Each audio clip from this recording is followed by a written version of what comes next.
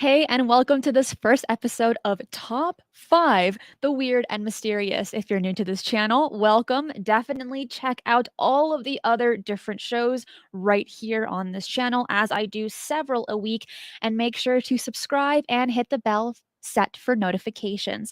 For those of you wondering why there is no shifting the paradigm tonight, well, it's because I am in my final semester and it's going to be crazy busy and intense, and shifting the paradigm takes a lot of prep. So it will be once or twice a month instead of every single week. So this live stream will have different guest panel members each week, and it's going to be so awesome to review some of the top mysterious mysteries in each episode. Today, with me backstage, I have those that have been with me on this journey since almost the beginning, some of our biggest fans, and some of our incredible moderators as well. So, we're going to bring them in one by one, starting out with ZenZaBill. Zenza, how's it going? Hello, Christina. It's going well. Going well. It's not Good. raining. But rain and tea, it's just like it's such a good combo. And then Father Well, Ted. rain is good. The mudslides and the floods are a little bit iffy. This is true. And then we have Tyler. Welcome. How are you? Good, thank you. How about you? I'm looking forward to this. And we have another one backstage, and that's Jessica. Jessica, how's it going? It's good. And then a little bit later, Hides and Long Grass will also be joining us as well. So, in today's topic on the top 5 cryptid encounters, I went ahead and I looked at the definition of cryptid to really get it in my mind of what this is all about. And the definition is an animal that has claimed to exist but has never proven to exist. So before we even get into the meat and potatoes, I just want to briefly ask, starting off with ZenZaBill, a little bit of who you are so that the audience has an idea of you. So, Well, Bill? I'm a graduate mechanical engineer, mechanical, and I've worked at some companies you may have heard, Tesla, NASA, Apple. So I've always been into the technical field. And when I was in high school, I read the book by Robert A. Monroe, Journeys Out of the Body. And it kind of changed my point of view because I've always been heavily rooted in the logic, the science, But that book really opened me up to the possibilities of things outside of science that we just don't know about. So everything and anything is possible. I don't think so about flat Earth, not that one. But I live in Northern California, and I have been a moderator here for Cristina for I don't even remember how long. A year. Year and a Yeah, half. almost since the beginning. And so it's such an honor to actually have you on the show and be able to speak with you. And you're also a mod for Jimmy Church's show Fade to Black as well. And so it's just amazing that you're able to do so much. Now, Tyler, you're all the way in Australia. So quick Yep. question. How did you like the mysteries of Australia last Thursday? Did it serve justice to the country? It was absolutely fantastic. But when it comes to the mysteries here, it really is scratching the surface. Oh man, it's just a little bit of this weirdness. Everyone knows it's weird here. It's the underworld. It's the upside down. But there is some crazy stuff, and I think we've got plenty of content here. But the show was absolutely fantastic, and just And for those that aren't familiar with you, which you never miss a show, who's the Tyler? last one. Well, the last one, but we're gonna let that one slide. So for me, apart from Tyler, apart from being in Australia, so with me, I'm relatively new to when it comes to all these mysteries, more or less. I've always found these topics interesting, and especially when it comes to other realms, other dimensions, paranormal forces, aliens, extraterrestrials, especially ancient civilizations, ever since I was little, and portals.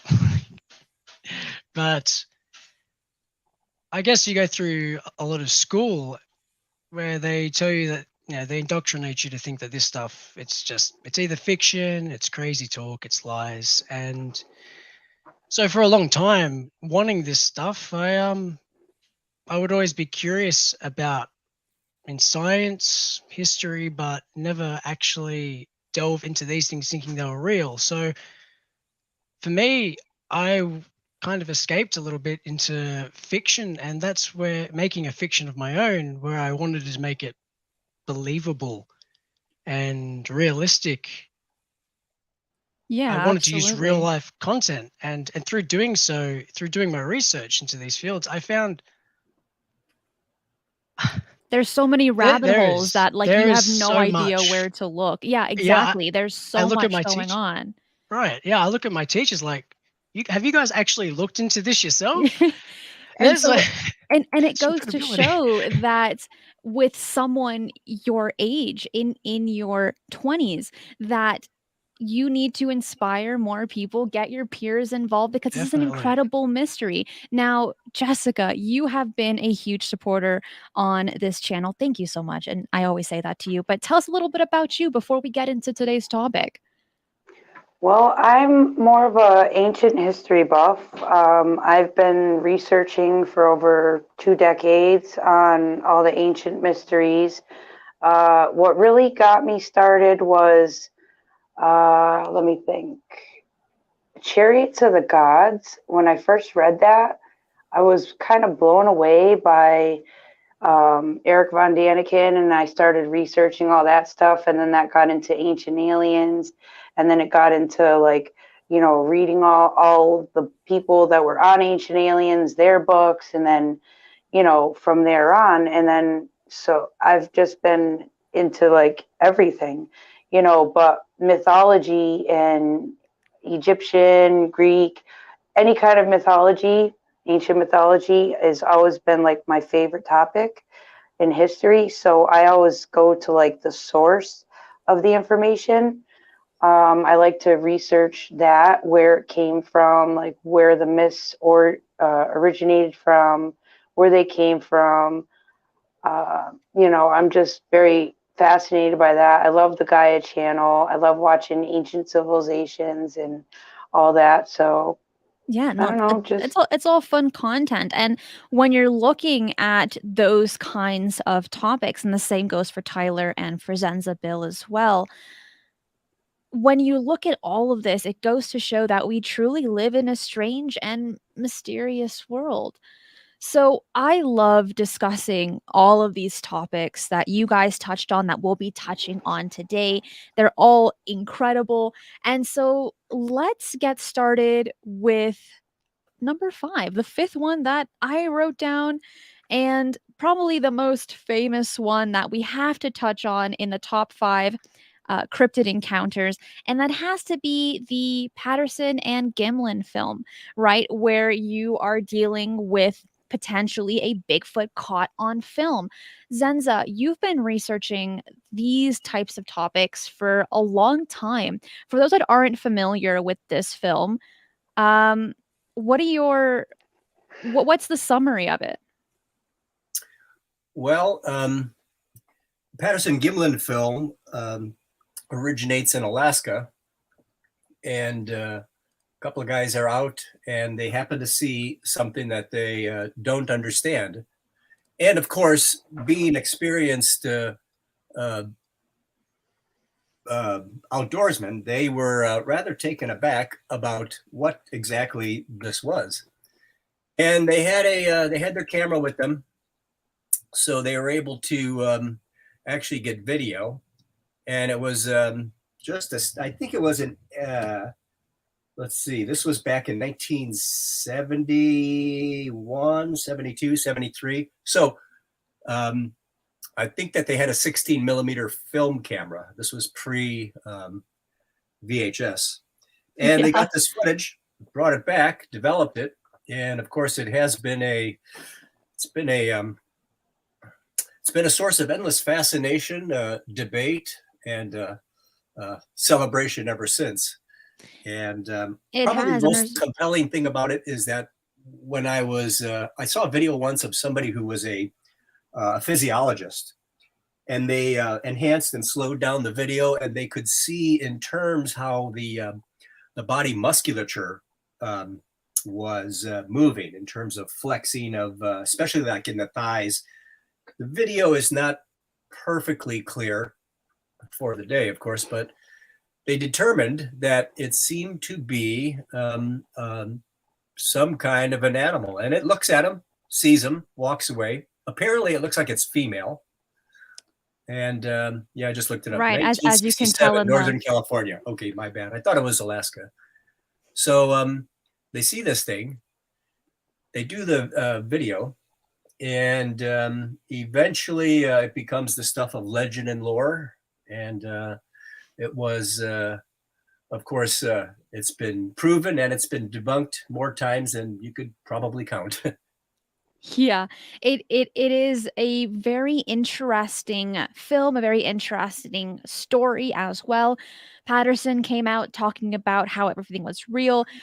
Gimlin was like, I am not going to be a part of this conversation until many years later. Now, Tyler, for you, being from Australia, you have stories of the Yowie, but looking at this film in particular, maybe one of the most famous Bigfoot encounters, what do you think about it? I think it's definitely credible in the sense that it's so isolated, and also the period of time. I mean, just I don't know how to articulate that. Actually, it's it doesn't look fake. As simply put, it doesn't look like it's, what's the word? Well, the thing with this film and what Patterson had mentioned was that this encounter was maybe less than 2 minutes, and with this film, as they were filmmakers, there were about 360 clips, to my understanding, and it wasn't until the 352nd clip did we begin to see these images of this female Bigfoot. Now, Jessica, while you are more knowledgeable in like ancient history and things like this, what are your thoughts on this film? Well, I've actually seen the longer version of this film where it was actually quite a few minutes. I think I don't know if it was a half an hour or something, but it showed her walking across, and then it showed like a baby Bigfoot off to the side, and then it showed like a couple other adults in the woods where you could clearly see it. It showed the guys on horseback. So, I mean, it showed like them coming into the scene. It showed like the original footage.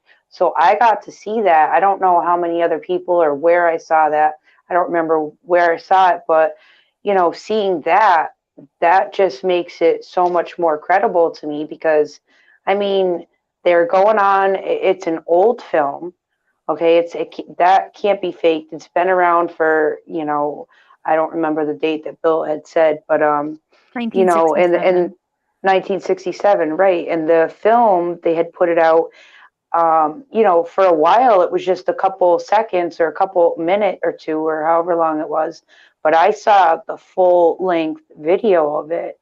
And, from seeing that and seeing the guys on horseback, seeing the whole surrounding, seeing the whole area, and then pointing out the baby Bigfoot that she's walking towards. And then I think they were two males up in the forest. I was like, wow, that's crazy. Like I've never seen that before, and I always just thought it was this simple few seconds or minute of her walking past, but it's so much more than that. So I've actually had the privilege to see that. I don't know again, where I saw it, I'd have to go look for it, but I think I might have it on my YouTube channel. Ooh, I would like to see that. But it is because of this film that really gave the foundation of the modern stories of Bigfoot. And with many of my peers and friends and people my age, they don't actually know about this footage. And while many people in our community are like, oh, really? You're going to talk about this? There are still so many young minds, so many minds that are just like, I've never heard of this. And there are so many people that kind of brush it off so quickly that don't go into detail. So I'm very happy that all of you guys could place your input and show people that it's not an old topic that should just be brushed away. But moving on to our next cryptid, and one that has two actually have a special place in my heart, but we're going to cover the best one for a little bit later. But this one is El Chupacabra. And this is more of a modern cryptid because the first stories didn't come out until 1995. That is pretty recent. Zenza, for yourself, during that time period, did you hear about this creature and it being posted all over the news? No, I do not.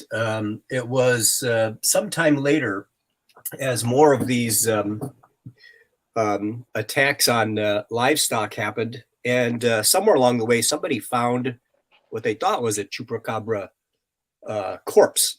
And Right.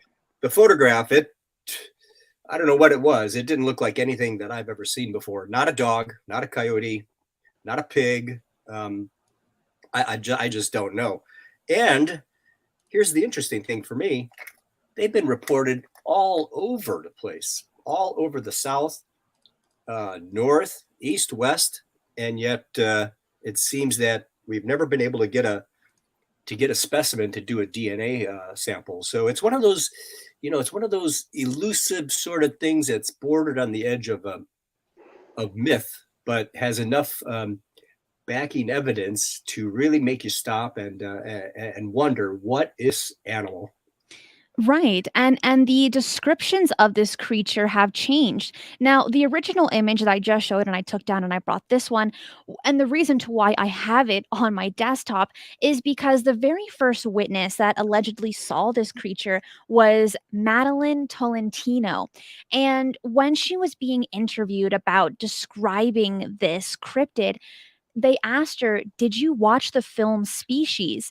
And if I bring that picture back up, some people would think that it has a similar depiction as to what the chupacabra looks like, but in a more humanoid form than in a dog form. Be able to see the scales, the spikes on the spine, and it looks very interesting. Now, is there an actual correlation between the movie and this cryptid, the chupacabra?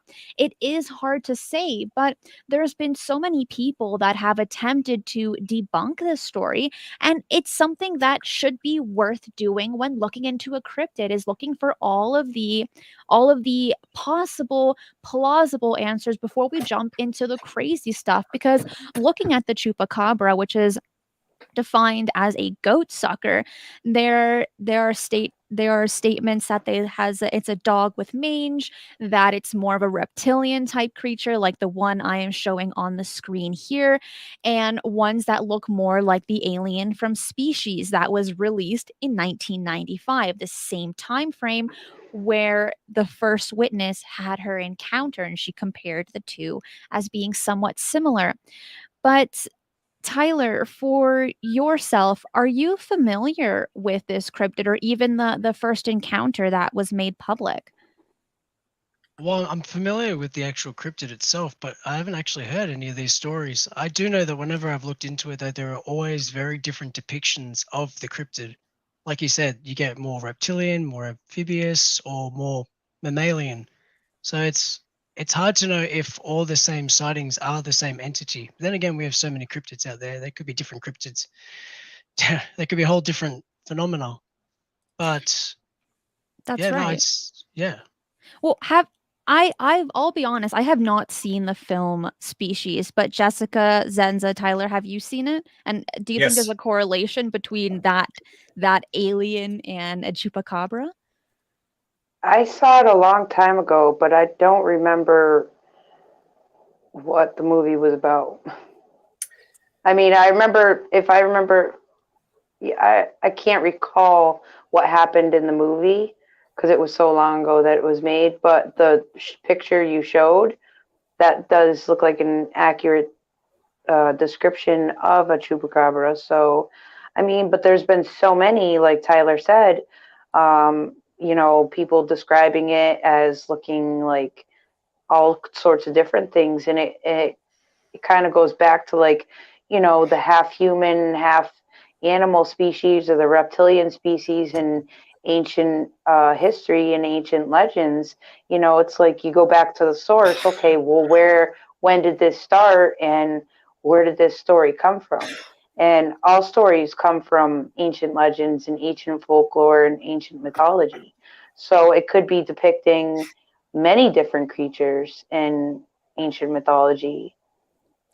This is true. And for those in the live chat, if you have any interesting opinions or perceptions on this cryptid, please speak up in the live chat. Let us know what you think and what you know about this, because this is, again, a more modern cryptid. The first stories didn't come out until 1995, and then there have been consistent stories during that time frame throughout the 90s, where a lot of people, specifically in Puerto Rico, were dealing with dead goats, sheep, and other cattle as well. And then the sightings kind of stopped. And we've also seen this time and time again with other cryptids. But these entities have also been seen in many parts of South America, also Costa Rica, Argentina, Brazil, Chile, all of these locations. And there's even been stories in the United States as well, like in Texas, New Mexico, Arizona. So there have been a lot of sightings, but it kind of all started back in 1995. But those that are listening to this live, what do you think about this? Murph says it's a shapeshifter, like a skinwalker. There have been stories where it changes from a coyote to this kind of dog with spikes. I have heard that before. Have it could also there also could be comparisons to Skinwalker. Sure, I think that's a possibility. But for you, Zenza, Tyler, and Jessica, what do you think about that? Well, for one, the analogy to the movie Species, which, by the way, was an entertaining movie. Skip Species 2 and especially skip Species 3. But that movie begins with a story of course, big secret government project, and they have what is either an alien or something that was genetically modified that has an overwhelming desire. First of all, she's extremely strong, breaks out of anything, and is only seeking to mate, and then goes off across the city and looking to mate with an appropriate male. So it was a whole thing about this thing was apparently, wherever it came from or whatever it was bred to do, it was bred to almost be a super weapon, and it wanted to breed. And the movie, of course, follows them trying to catch it. But the interesting part for me was the tie into the super secret military black programs. Interesting. Hides, welcome. I'm so glad you can make it. How was trivia? Could have been a better ending, but we bet too much on Mariah Carey and got it wrong. It was Janet Jackson. Ah, dang. Oh, for those that don't know, Hides in Long Grass is part of a trivia team, and whenever I hear from him, I said, "How did trivia go?" He's also a moderator in Discord, and that's how all of us chat. But I am sad that it didn't work out. You're also a moderator on YouTube as well. Now, we already went around the table talking about a little bit of everyone, but Hides, you just joined. Just give us a touch of who you are. Well, for work reasons, I maintain a low profile. However, for paranormal reasons, I was born in the mid '70s. So I grew up. My first 10 years of life were movies like Star Wars, Empire Strikes Back, E.T., Return of the Jedi, Alien, Close Encounters of the Third Kind, the movie Explorers. If you haven't seen it, Ethan Hawke and River Phoenix. Great movie if you're a young boy growing up in the '80s. So totally open-minded to the concept of aliens, and of course, Stanton Friedman ran into Jesse Marcel and cracked open the Roswell story. So that's pretty much my first 10 years of life, and it really explains a lot of my open-mindedness and my more likely to believe things.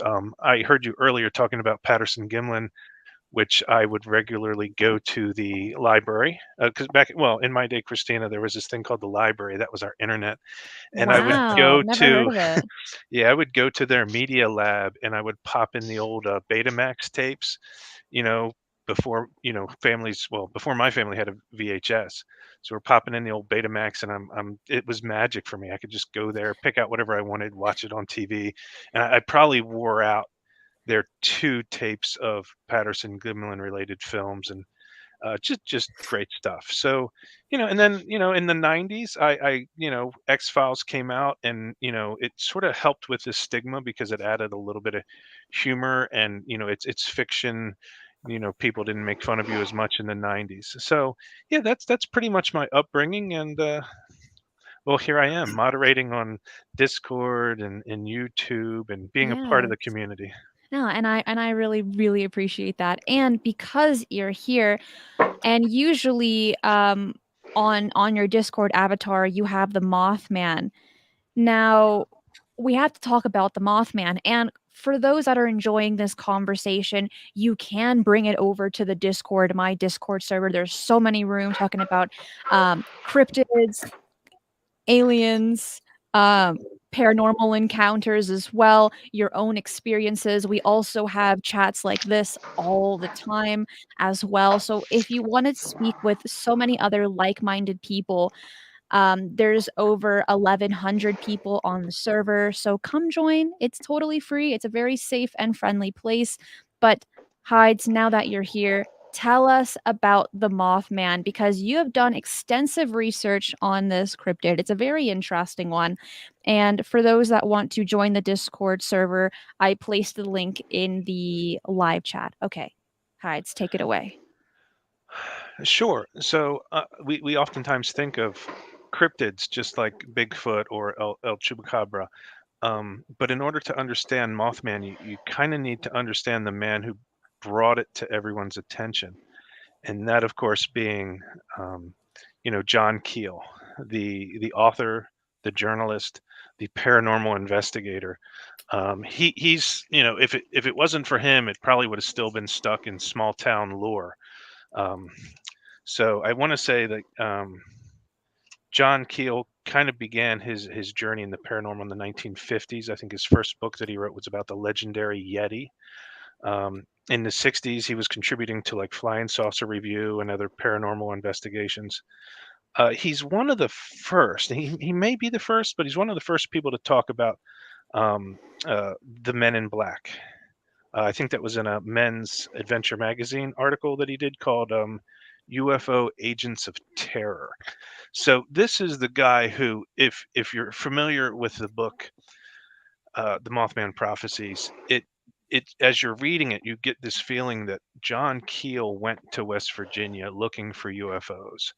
The lady who ran the local, or not ran the local newspaper, but worked for the local newspaper, was putting out the UFO stories, was collecting sightings. I'm not sure if she called him in or something about the way she reported brought him there. So he went to West Virginia looking for UFOs, but he stayed for the Mothman. Dang. Just something he came across while he was there, something that was strange. And when you look at everything that happened in Point Pleasant, everything that the Mothman's connected to, whether it's a flying humanoid creature with glowing red eyes, men in black that seemed to be a strange combination of robotic and Asian, which was kind of weird for that time. We were at war with Vietnam, and I'm not sure if, we somehow project Asiatic features onto these boogeyman type characters.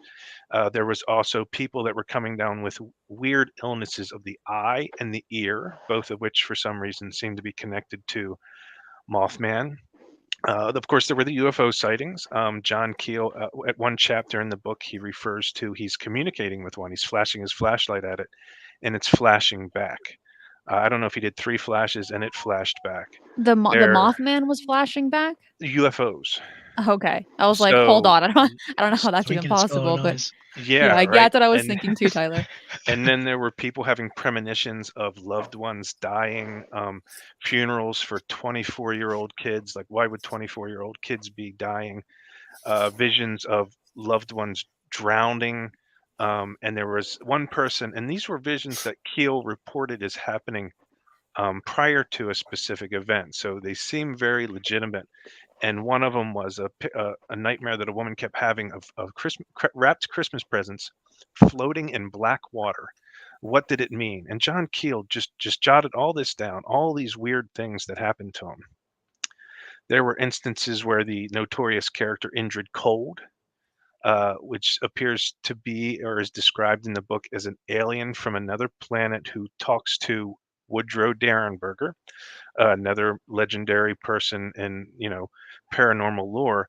And just as it's all described, there's just this strange overtone. It's like a tapestry of weird horrors, and Mothman is like this strange glue that sort of holds it all together. Ultimately, and the reason why I mentioned those premonitions of young people dying, drownings, and Christmas presents floating in water was about a year after the first sightings of Mothman in Point Pleasant, with all the other bizarre, strange things that were happening.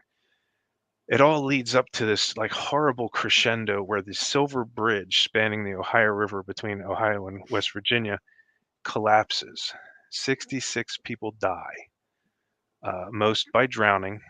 And when the police are searching the river, searching for people who drowned, searching for cadavers, there were 2 reports where police officers saw packages floating in the water at night. So all these strange things seem to come through. All these weird things that seem to have some sort of a basis all contributed to just this overall effect of Mothman was there. Now, nobody, as far as my research goes, nobody actually had a credible sighting of Mothman on the bridge or around the bridge at about the time of the collapse. So is that part of it possibly part legend? Maybe.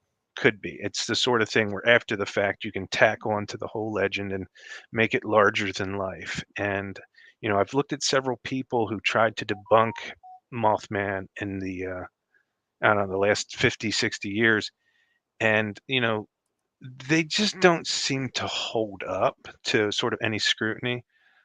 There was a Soldier of Fortune article, I think, that came out in 2014 where they sort of quickly, and I want to say in almost a Mick West fashion, they quickly dismiss it as they were Green Beret soldiers practicing halo jumps, which is high altitude, low opening, and they said that's why they saw people that appeared to have wings, people gliding in the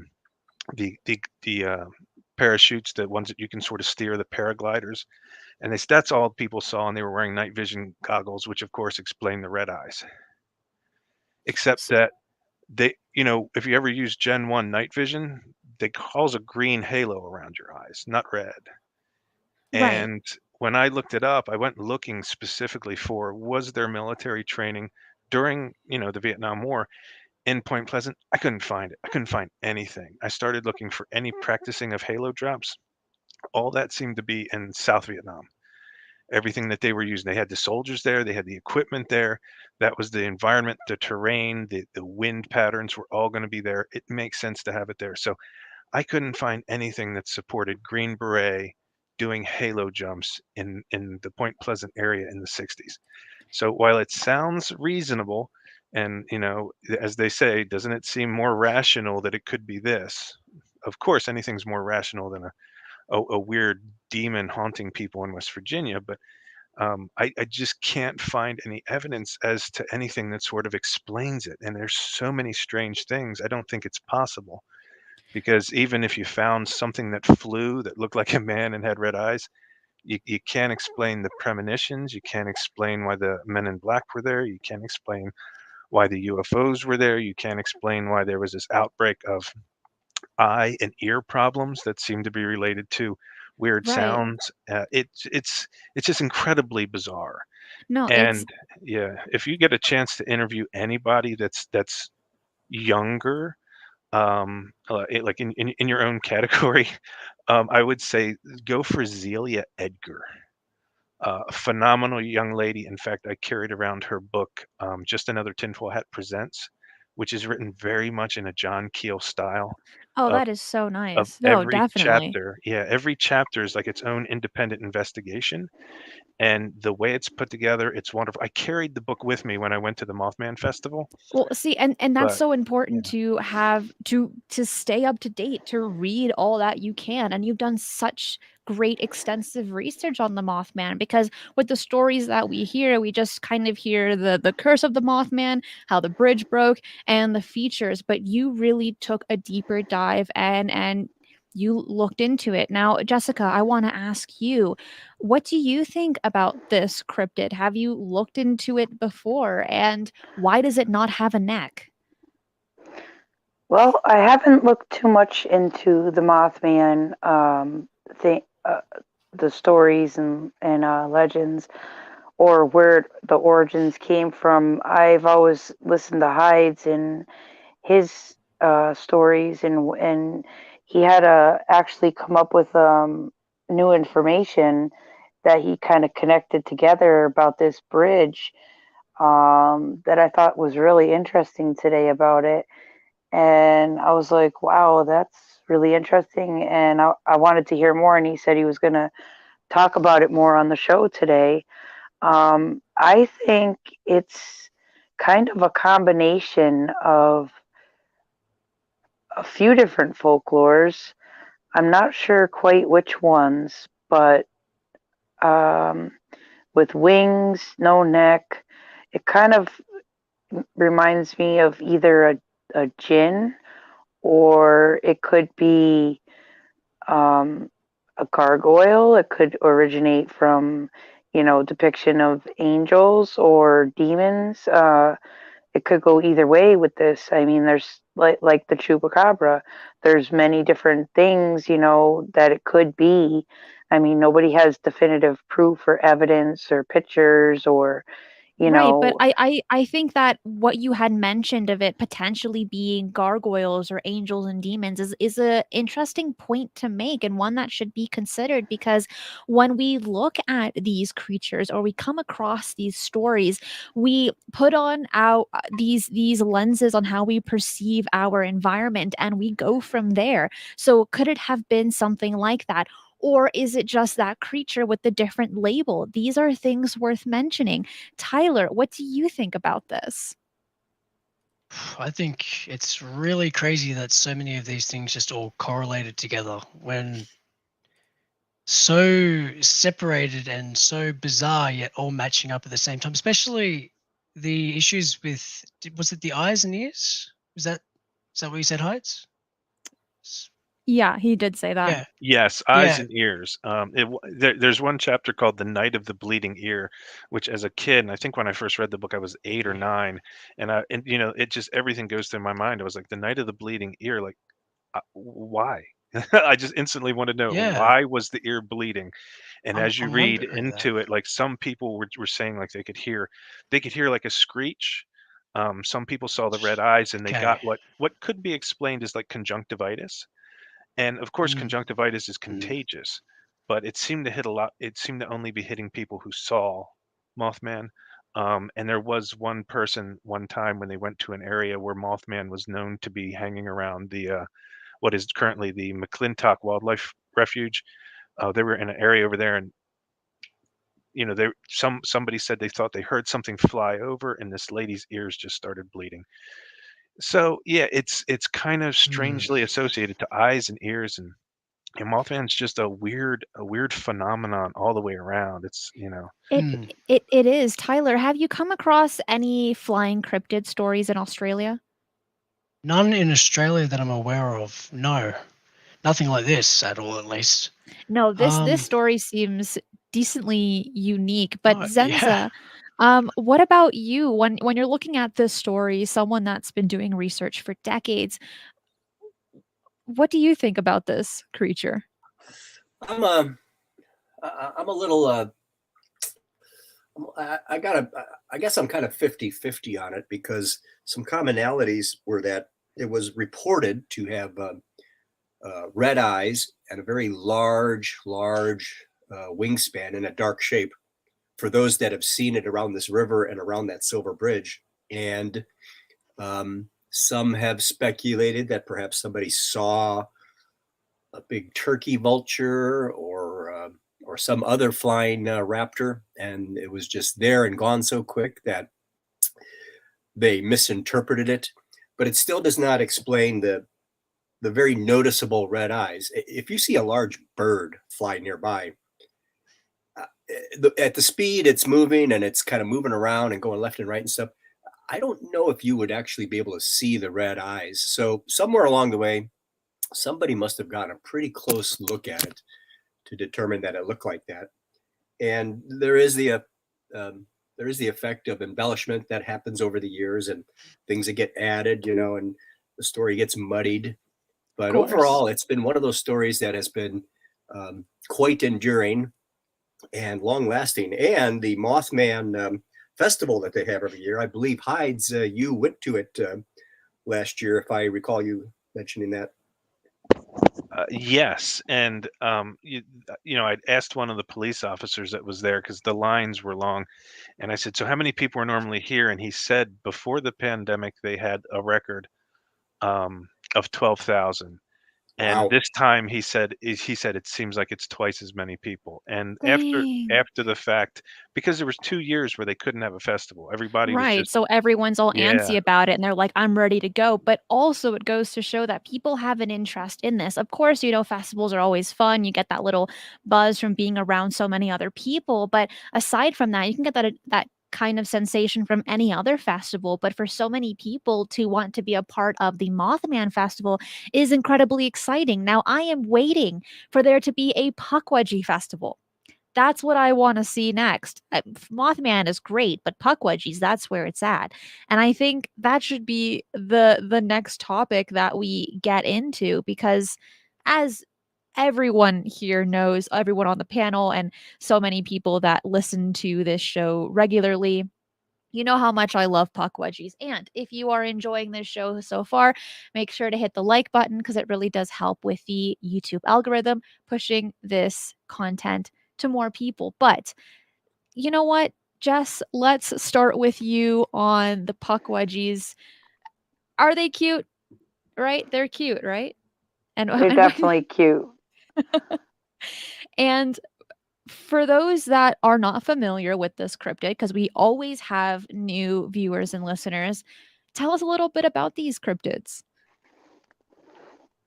Oh, me. I'm starting with me. Yeah. Okay.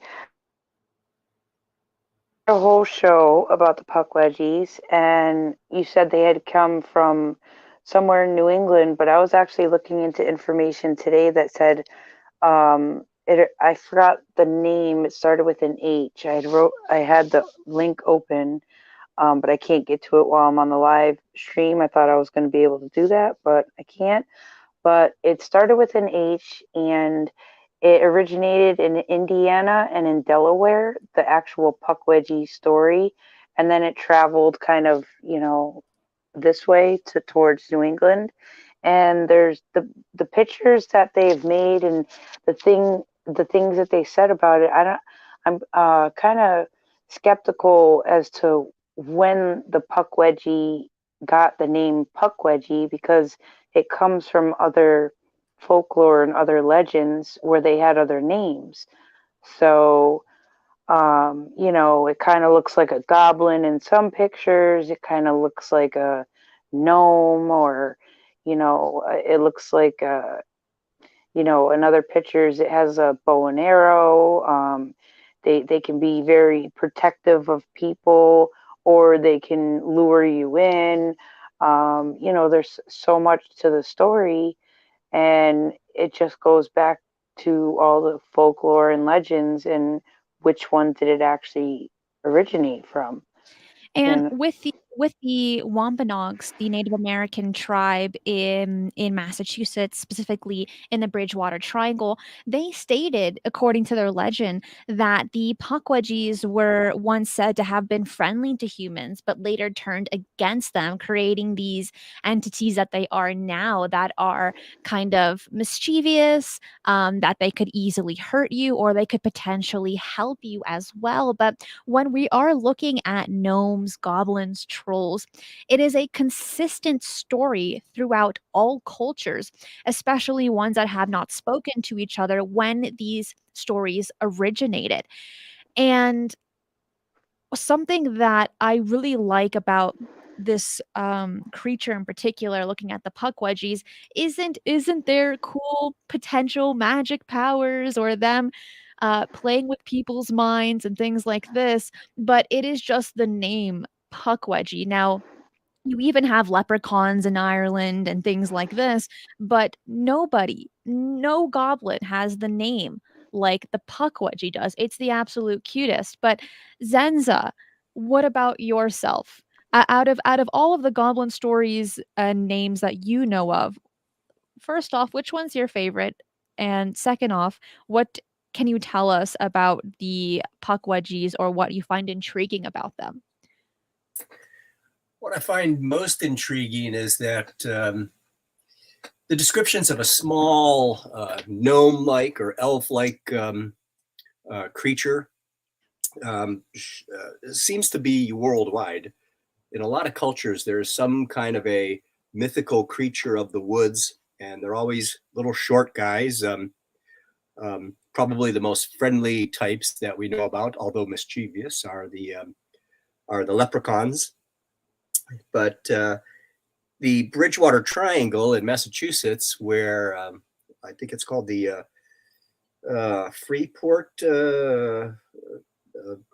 Forest, I think it was. I forget the name, but they even went so far as to put up signs, Pukwudgie crossing. So they're kind of playing it up, and it kind of makes it sort of delegitimizes the sort of overall serious study of it. But it is almost like, it kind of almost reminds me of sort of a two-legged Chupacabra. Okay, I can see that with the kind of spikes, I guess, behind this creature, which Yes. there have been a lot of stories that state that the Pukwudgie has these spikes either as hair or on its spine as a whole. So that connection with the Chupacabra is very interesting. What's even more interesting with that connection is with the Chupacabra came out in 1995 when the stories became really popular. But with the Pukwudgies, it's a legend that has been incorporated in the Native American lore for centuries. So it makes you scratch your head like, could there potentially be a connection there? Maybe. Are they two separate cryptids altogether? There's a high possibility of that. But Hides, when it comes to this cryptid, what do you think about it? Well, as you pointed out, it's older. It comes from the native people. It comes from a pre-Christian time. And I think about how often, we create our own demons to sort of keep our kids in line, like Right. concepts like, Krampus, what happens to bad children, the Brothers Grimm, if you go wandering out in the woods, a witch might eat you. And we've even got some of that here, like with the concepts around like the Blair Witch and stuff. And it's very popular. It's built into, our culture and into our DNA and who we are as storytelling going back hundreds of years. But this is a completely separate culture. The Native American people, they lived outdoors. They communed with nature. I can't see them coming up with a little goblin to keep kids from wandering out into the woods. I mean, that's what you did. When you lived outside, when your house was a tent, everything is outside. So I can't really see them coming up with something like that. It must be based on something. I mean, was there ever like a race of perhaps pygmy Native Americans? I have no idea, but I'll tell you what, when you're small, you got to put up a big fight or you don't last long. So I can see in nature, yeah, I mean, you'd have to be like human honey badgers if you wanted to survive. So, you know, I can see it. I can see it certainly being based on something. Um, but I don't really see some of the hallmarks of westernized culture sort of creating things to keep people in line. So it really is interesting. I like that point that you made. And Tyler, what about yourself? Oh, I really like that point too. It's a really good point, and it's good to point out though that it is from Native American origins rather than a modern folklore creation, because I really wonder where the classification of goblin came from, because that's something that originates all the way over in Germanic and European descent. So I'm just wondering where the origin of goblins in general now comes from.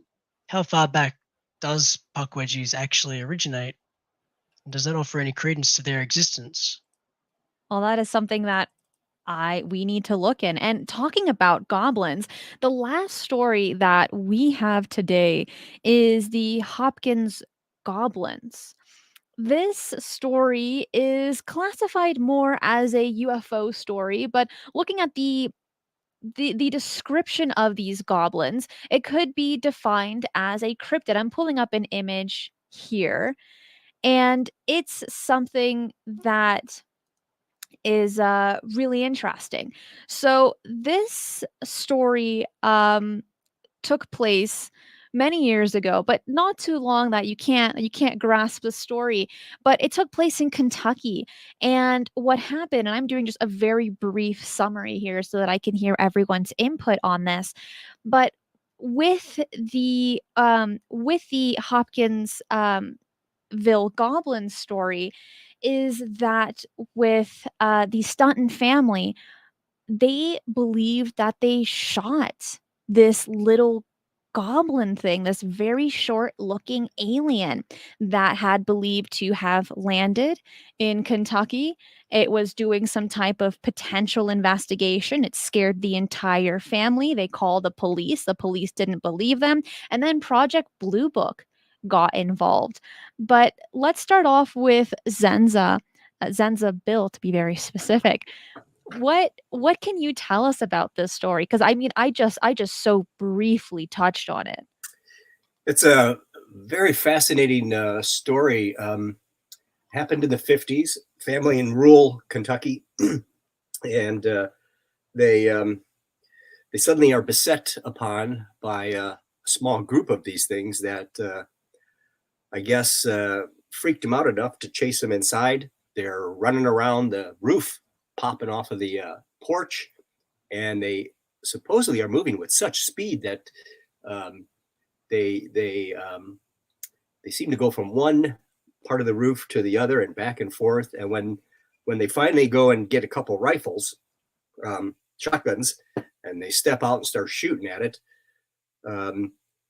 I guess when they shot at it, the thing would move so quickly, it was like a blur, like it knew where the bullets were going to fly or the slugs, and it just got out of the way.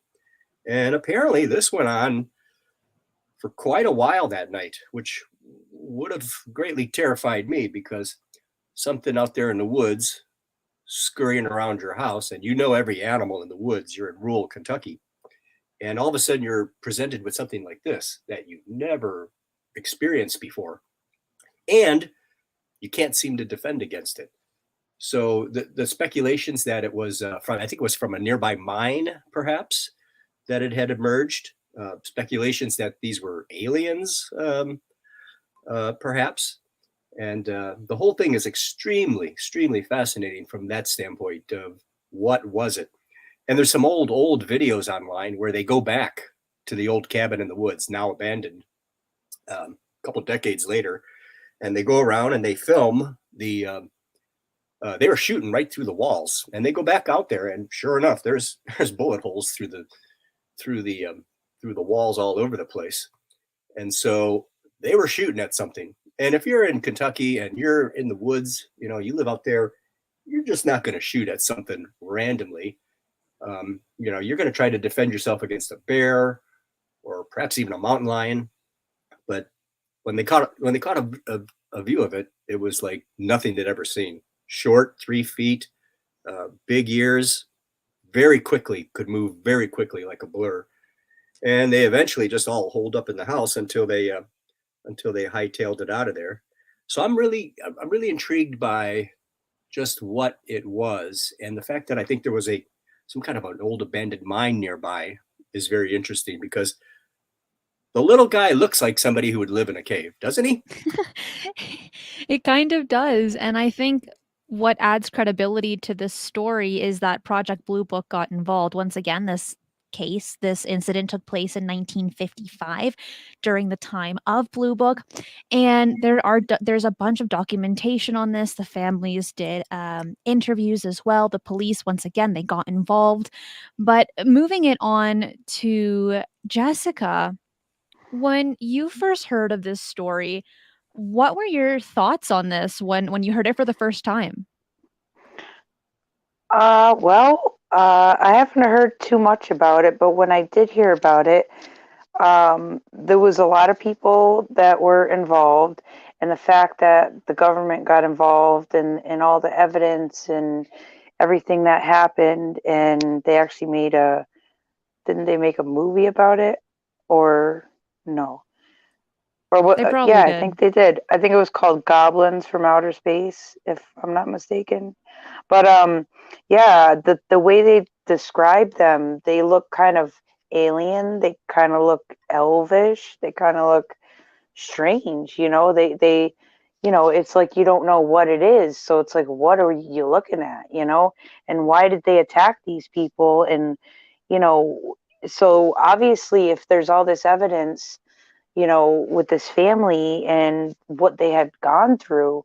I remember watching the documentary about that. I was like, wow, this can't be made up if the whole family's making it up, and the government went out there and everything. So obviously there's some truth to the story, because why would they be trying to cover up something way back then, about a story about, these things that came out of, I don't know. Bill said it came out of a mine, they think. But I don't know if that's where they actually came from. I don't know. I just find it odd, and I don't know if there was a UFO sighting along with it. I can't remember the story. I watched it a while ago, but um, yeah, the picture just looks so strange. It's got antennas like an Ant-Man. The eyes are Yeah. spread out, like the ribs are defined, the longs are almost to the feet. The ears are just weird looking. Like I don't know. Yeah, the whole image is very odd. Now, Hides, looking into this topic for a while, what can you tell us about this? Sure, and as Jessica was saying, it did start. Billy Ray Taylor was visiting his friend's house, and I think there were like eight. I think there were 8 adults and 3 kids involved, so several witnesses. But it starts. This is 50s rural Kentucky, and Billy Ray went out to the well. Right, it was a cool evening, going out, getting if he's bringing in a pail or a bucket of water or something, and while he's out there, he's just looking towards the sky, and he saw something. Something that seems like it had like rainbow fire, I believe he described it, coming out of it. And it seemed like it was arcing towards the ground, and he didn't see any discernible characteristics or wings. It arcs towards the ground, goes into the trees, and he heard a thump coming from that area, which is what led him to go back into the house, say, "Get out here, you got to check this out." And it was when they were out there that, they looked around, they didn't see anything, but then there was a glow coming from the trees, approximately the area where the alleged craft went down. And they saw like a glow coming towards them, and it seemed like it's this little character. It wasn't walking, it was just sort of floating towards them. So it starts really weird, and after 2 hours of Kentucky farm boys firing over 100 rounds at it, yeah, the police want to know. There's children involved. There's 8 adults. There's witnesses. Everybody seems to be credible. Nobody smells like good Kentucky moonshine. Let's go take a look. And they had like 4 police officers. I think it was 5 state troopers, 3 deputies, 4 MPs from nearby Fort Campbell, and everybody's looking into it. They find spent shell casing, they find holes, they find shot out windows. There was one instance where they were looking for a body, and it was strange how they were outside of the house and they find this glowing patch of grass. But it was only glowing from like a certain angle, right? Like if the light hit it just right, a patch of grass where one of the creatures allegedly fell when it was shot was seemed to have a sheen. And the more lights you put on it, it wasn't shining. You pull your flashlights away, and for some reason, it seemed like that spot somehow had a little bit of a glow to it. Really, really weird. And Blue Book did get involved, and if I remember hearing their explanation, which was a typical Blue Book explanation, it wasn't swamp gas, but it was possibly escaped silver monkeys, escaped circus monkeys that someone had painted silver, which Right. That was doesn't the explain. explanation for it. And you're Yeah, right, it right. doesn't explain anything. It's just kind of like that sounds more ridiculous than stating it was a potentially extraterrestrial. Now, Hyde, I don't mean to cut you off, but we are almost at the very end of our show. Tyler, I would like to hear your thoughts on this before we wrap up. Well, it's just first of all, I need to check this out. I've never heard of this before. Yeah, it's a crazy It's story. bonkers, but it's just the fact that there were so many things going on, and there had so many people needed to come and check, and also the fact that the blood, or what was the remains on the grass, it sounds a lot like a glow stick where it's photon charged, and then you take the light away, and then the dark it starts to glow again. It sounds a lot like that, but it's just that it's floating towards you and moving abnormally fast, and you need so many specialists in the area. And Blue Book came in. It sounds like there's only really 2 possibilities. If there is no remains and there's a ridiculous cover up like that, like, come on, monkey, like, sure, okay, escaped monkeys fell through a craft with no discernible means of propulsion. Okay, okay, yeah, okay. Yeah, But exactly. And these explanations and the details are incredible. And we just scratched the surface on this story. For those that yeah, want to know if more about the Hopkinsville Goblins, please, I encourage you to look more into it because it will blow your mind. But this is all the time that we have for today. Tyler, starting off with you, where can people find you online and follow you on social media? well, I don't have any main social medias at the moment, but I am on the awesome Strange Paradigms Discord server. Highly recommend it. It's an awesome community. I'm sure some of you already know that. But I'm on there. I'll happy to talk every now and then in any of the rooms. Beyond that, I have don't know how to spell it, but I have a Instagram page. If anyone has any, like, it's like a research page I do because I want to look more into these mysteries. I'm still pretty new to it. If you have any pages where you specialize in these mysteries and you want to follow me so I can like know about your page and then I can follow you. Yeah, and all of your links will be in the description box below as well to make Yeah, it really easy on people. definitely. I'm gonna put you backstage, okay? Awesome. Yeah, no, thank you. I know I cut him off like right before he said thank you. But Zenza, what about yourself? Where can people find you online? And like I said, your links will be in the description box below as well. I'm on YouTube as my name, ZenZaBill, ZenZaBill. And I've got a Facebook account, but I never use it. No Insta, but I do have a Twitter, and that handle is at 1 ZenZaBill, ZenZaBill. Or you can always find me in Christina's Discord, where the doors are open 24/7, and we have a lot of fun. Thank you so much, Bill, for being here. You're welcome. Thank you. Jessica, what about yourself? Where can people find you? Oh, wait, I hold have on. a Oh, go ahead. I have a Facebook. I don't really check it that often. I'm not too much of a big social media buff, but I am on Instagram. I'm on Twitter. I'm on Facebook, and it's all under Jessica Rodriguez, my name. I don't have any other aliases or so. Instagram, Twitter, Facebook, and that's it. And I have my YouTube channel. It's just Jessica Rodriguez. I put the link in the Discord channel in case. It's just a lot of videos and links to people that I like and Yeah. I watch, and they're my, a lot of good people in the field. So Yeah, no, there's I a like, bunch. So we right. appreciate you sharing all other people's research and their work as well. Jessica, thank you so much for being here. Okay. Thank you. And Hides, last but not least, where can people find you? You don't find me, I find you. Okay. Now, if you are looking for me, you can join me on Christina's Discord server. It's one of the few places where people can actually get a hold of me. And yeah, it's a fun, lively bunch. I'd recommend everybody give it a try and turn on your notifications because Christina has so many wonderful shows that Thank you'll get you. notifications for on YouTube. So Thank you this was so much, fun. Hides. This was a lot of fun. Have a nice night, everybody. Thank you. You right back at you.